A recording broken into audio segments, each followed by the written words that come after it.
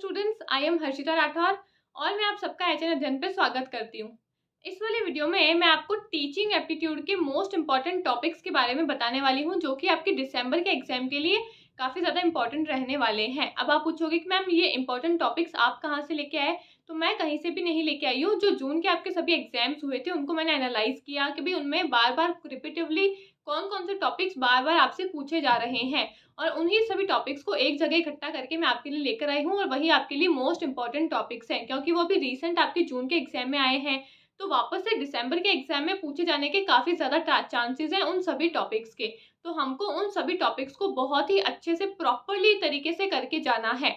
और कुछ टॉपिक्स जो है वो मैंने अपनी तरफ से भी एड ऑन किए हैं, मुझे लगा कि ये टॉपिक्स भी इंपॉर्टेंट है, इनसे भी क्वेश्चंस आपसे बन सकते हैं, तो मैं वो टॉपिक्स भी लेकर आई हूँ। ठीक है, तो ये सभी टॉपिक्स आपके लिए काफ़ी ज़्यादा इंपॉर्टेंट हो जाते हैं आपके एग्जाम पर्सपेक्टिव से। तो इन सभी टॉपिक्स को बहुत ही अच्छे से रिवाइज कर लेना एग्जाम से पहले और बहुत ही अच्छे से प्रिपेयर कर लेना। ठीक है, तो चलो अब क्लास को स्टार्ट करते हैं।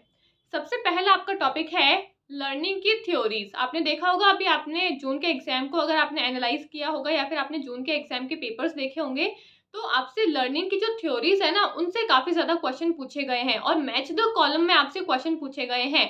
एक तरफ आपको लर्निंग की थ्योरीज दे दी और दूसरी तरफ उनके जो प्रोपाउंडर्स हैं उनके नाम दे दिए कि वाइगॉट्स्की की कौन सी थ्योरी है, जीन पियाजे की कौन सी थ्योरी है, बंदूरा की कौन सी थ्योरी है ना। इन सभी थ्योरीज को विद उनके जो भी प्रोपाउंडर्स हैं उनके नाम आपको याद रखना है। आपसे एग्जाम में वापस से दोबारा से सेम टाइप के क्वेश्चन भी पूछ सकते हैं मैच द कॉलम में, या फिर वो आपसे असर्शन रीजन के अंदर भी क्वेश्चन पूछ सकते हैं। तो जो लर्निंग की थ्योरीज है वो बहुत ही ज्यादा इंपॉर्टेंट है, सभी थ्योरीज को आपको अच्छे से पता होना चाहिए। ठीक है, ये सभी थ्योरीज मैंने अपनी टीचिंग एप्टीट्यूड की क्लासेस में भी ली है, तो आपने अगर नहीं देखी है वो क्लासेस तो आप वहां से भी देख सकते हो, सीख सकते हो लर्निंग थ्योरीज को, बहुत इंपॉर्टेंट है ये। ठीक है, उसके बाद में आपका टॉपिक होता है इंपॉर्टेंट वाला असेसमेंट, इवैल्यूएशन का टॉपिक। आपके इवैल्यूएशन के काफी सारे टाइप्स दिए हुए हैं आपके सिलेबस के अंदर।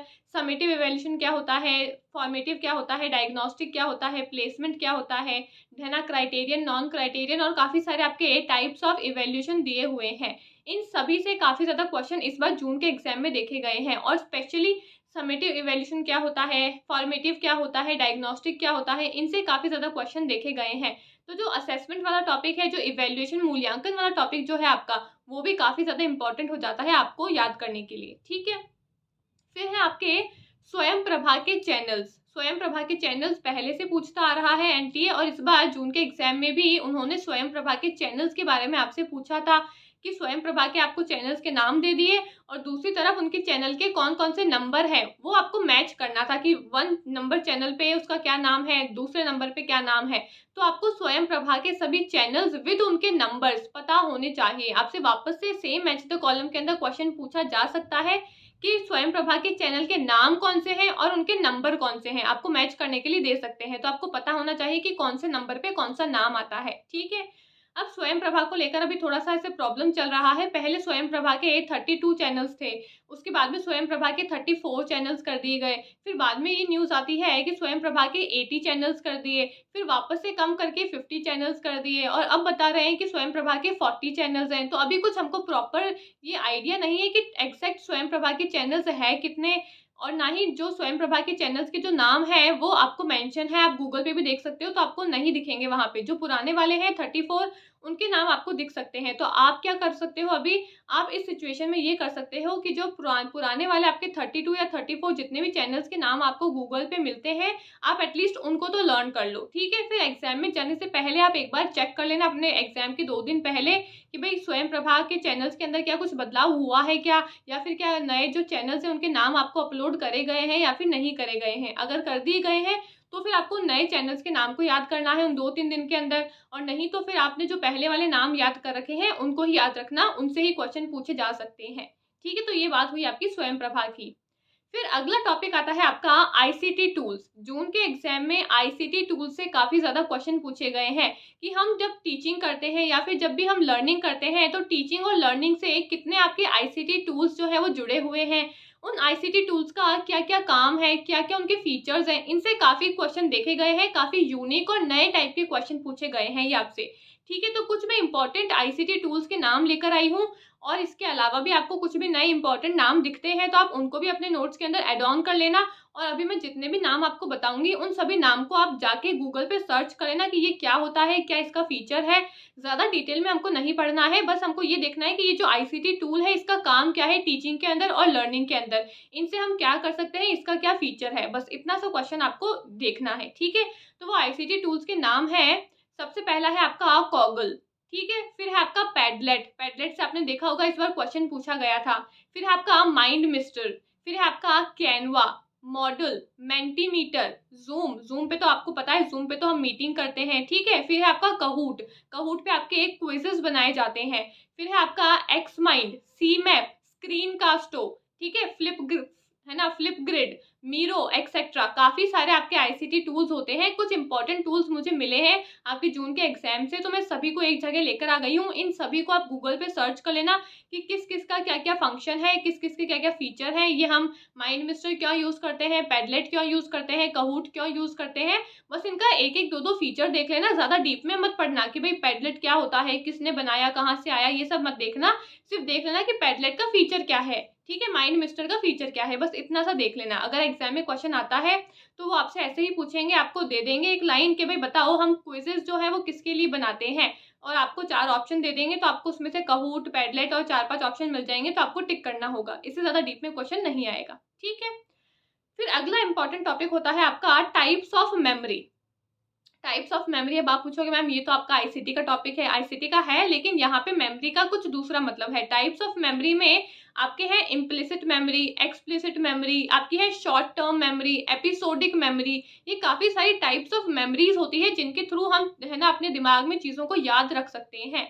तो ये काफी सारी टाइप्स ऑफ मेमोरीज हैं, आपको पढ़ के जानी है। इनसे भी मैंने देखा है कि क्वेश्चन आपके जून के एग्जाम में पूछे गए थे। आपको एक स्टेटमेंट दे दी थी और आपको 4 ऑप्शन दिए थे और पूछा था कि बताओ इस टाइप की मेमोरी का नाम क्या है। तो आपको पता होना चाहिए, ये जितने भी मैंने मेमोरीज के नाम बताए हैं इनको गूगल पे सर्च कर लेना कि ये क्या होते हैं। और इसके अलावा भी काफी सारी मेमोरीज के टाइप्स हैं, आपको गूगल पे सभी टाइप्स मिल जाएंगे, आप वहां से उनका शॉर्ट डिस्क्रिप्शन देख लेना, उनको अपने नोट्स के अंदर एड ऑन कर लेना। ठीक है, उसके बाद में आपका इंपॉर्टेंट टॉपिक आता है लेवल्स ऑफ टीचिंग। आपके टोटल 3 लेवल्स हैं टीचिंग के अंदर, मेमोरी लेवल, अंडरस्टैंडिंग और रिफ्लेक्टिव लेवल।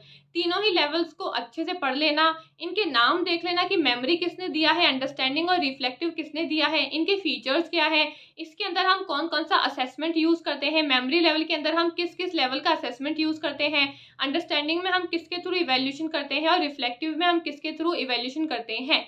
इनका जो भी फीचर्स हैं, जो भी कुछ है वो सब आपको पता होना चाहिए। ये तीनों काफी इंपॉर्टेंट टॉपिक है। और मेमोरी लेवल एक ऐसा टॉपिक है जो कि एनटीए का फेवरेट है, हर बार इससे एक क्वेश्चन आपको देखने को मिलेगा ही मिलेगा। ठीक है, सिंपल भी है और फेवरेट भी है, तो आप अगर इस टॉपिक को कंप्लीट कर लेते हो तो आपके 2 नंबर तो फिर पक्के हैं।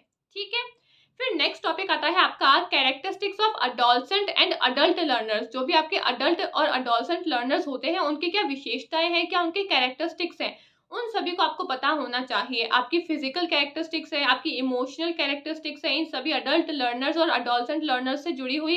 तो आपको सभी टाइप्स की है ना जो भी कैरेक्टरिस्टिक्स है इनसे जुड़ी हुई वो आपको पता होना चाहिए। ठीक है, और साथ ही साथ आपको ये भी पता होना चाहिए कि फिजिकल में कौन सी आएगी, मेंटल में कौन सी आएगी, इमोशनल में कौन सी आएगी। आपको एक प्रॉपर डिस्टिंक्शन पता होना चाहिए, क्योंकि आपसे एग्जाम में ऐसे पूछा जाएगा, आपको कोई स्टेटमेंट दे देंगे और पूछेंगे कि बताओ ये कौन से अडल्ट लर्नर की ये कौन सी कैरेक्टरिस्टिक्स के अंदर आता है, फिजिकल में आता है, साइकोलॉजिकल में आता है, कौन सी के अंदर आता है। तो आपको सभी टाइप्स ऑफ है ना जो भी कैरेक्टरिस्टिक्स है उनको अच्छे से पढ़ना है और सबका प्रॉपर डिस्टिंक्शन पता होना चाहिए कि भाई इमोशनल से क्या चीज जुड़ी हुई हो सकती है, कॉग्निटिव से क्या चीज जुड़ी हुई हो सकती है, फिजिकल से क्या चीज जुड़ी हुई हो सकती है। ठीक है, तो ये टॉपिक आपको अच्छे से पढ़ना है। ठीक है, फिर आते हैं आपके कुछ न्यू टॉपिक्स। अब आपके मैंने देखा है कि 2-3 बार एग्जाम में आपके है ना कुछ नए टॉपिक्स जुड़े हैं टीचिंग एप्टीट्यूड से जुड़े हुए। तो पहला टॉपिक है आपका एडी मॉडल। एडी मॉडल आपका एक नया टॉपिक एड ऑन हुआ है टीचिंग एप्टीट्यूड में। पहले आपके है ना 2023 में इससे क्वेश्चन पूछा गया है, 2022 में भी हमने देखा है कि इससे क्वेश्चन पूछा गया है।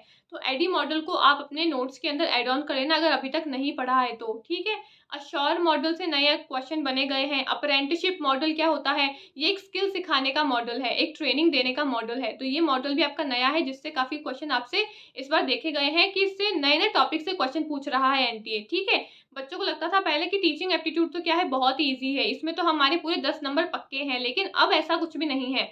अब काफ़ी ज़्यादा लेवल हाई कर दिया है टीचिंग एप्टीट्यूड का भी, और काफ़ी नए-नए कंसेप्ट्स को ऐड ऑन कर दिया है। तो जितने भी नए कंसेप्ट आपको दिखते रहते हैं, आप उनको ऐसे नेग्लेक्ट मत करा करो, अपने नोट्स के अंदर ऐड ऑन कर लिया करो, ठीक है?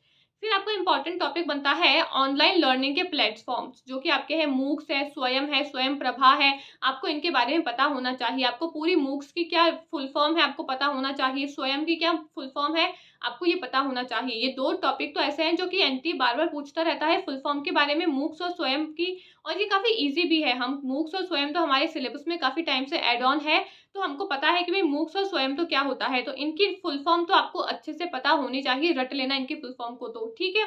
फिर मूक्स के अंदर आपको फुल फॉर्म लर्न करनी है। स्वयं के अंदर जो इसके 3 कार्डिनल प्रिंसिपल्स हैं, वो आपको अच्छे से याद रखने हैं, और जो 9 कोऑर्डिनेटर्स हैं स्वयं के अंदर, उनको आपको प्रॉपर्ली याद रखना है, ठीक है? स्वयं प्रभा के मैंने आपको बता दिया, स्वयं प्रभा के आपको चैनल्स के नाम विद उनके नंबर्स लर्न करने हैं, ठीक है?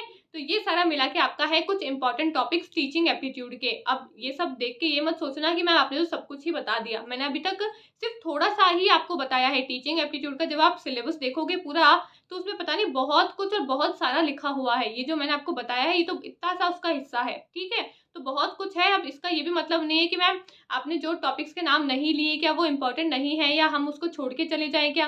तो छोड़ना तो कुछ भी नहीं है। जो भी आपके सिलेबस में दिया हुआ है, सब कुछ हमारे लिए इम्पोर्टेंट हो जाता है। लेकिन जो मोस्ट इम्पोर्टेंट टॉपिक्स है, या फिर हम ऐसे कह सकते हैं कि अभी जून के एग्ज़ाम में रिसेंटली हमसे क्वेश्चन पूछे गए हैं, तो संभावना काफ़ी ज़्यादा बढ़ जाती है कि दिसंबर के एग्ज़ाम में फिर से उन सभी टॉपिक से हमसे क्वेश्चन पूछे जा सकते हैं। तो ये वो सारे टॉपिक्स हैं, ठीक है? तो इसका ये मतलब नहीं है कि जो मैंने टॉपिक्स नहीं बताए हैं, आप उनको छोड़ के चले जाओ। उनको बिल्कुल भी नहीं छोड़ना है, लेकिन ज़्यादा फ़ोकस आप इन टॉपिक्स पे रख सकते हो अपना, ठीक है? तो ये कुछ टीचिंग एप्टीट्यूड की इंपॉर्टेंट टॉपिक्स की बात रही। अब मैं ऐसे ही आपको सभी जितने भी आपके पेपर 1 की यूनिट्स हैं, मैं सभी के लिए आपको जितने भी इंपॉर्टेंट टॉपिक्स हैं, सभी आपको बता दूँगी। एक बार मैं सभी यूनिट के अकॉर्डिंग जून के एग्ज़ाम के जो भी पेपर्स हैं, उनको एनालाइज़ कर लूँ, उसके अकॉर्डिंग फिर मैं आपके लिए सभी टॉपिक वाइज़ जो भी इंपॉर्टेंट टॉपिक है, वो मैं लेके आऊँगी, ठीक है? तो आई होप आपको ये वीडियो अच्छी लगी होगी, इन्फॉर्मेटिव लगी होगी। वीडियो अच्छी लगे तो उसको लाइक एंड शेयर भी कर देना, और मेरे को कमेंट करके बताना कि आपको वीडियो कैसी लगी। अगर आपको किसी टॉपिक पे कोई डाउट होता है, आपका टीचिंग से जुड़ा हुआ है, रिसर्च, कम्युनिकेशन, किसी भी चैप्टर में आपको किसी भी टॉपिक को लेकर डाउट होता है, तो आपको लगता है कि भई मेरे को उस पे वीडियो बनानी चाहिए, तो आप मेरे को कमेंट करके सजेस्ट कर सकते हो वो भी, ठीक है? Thank you.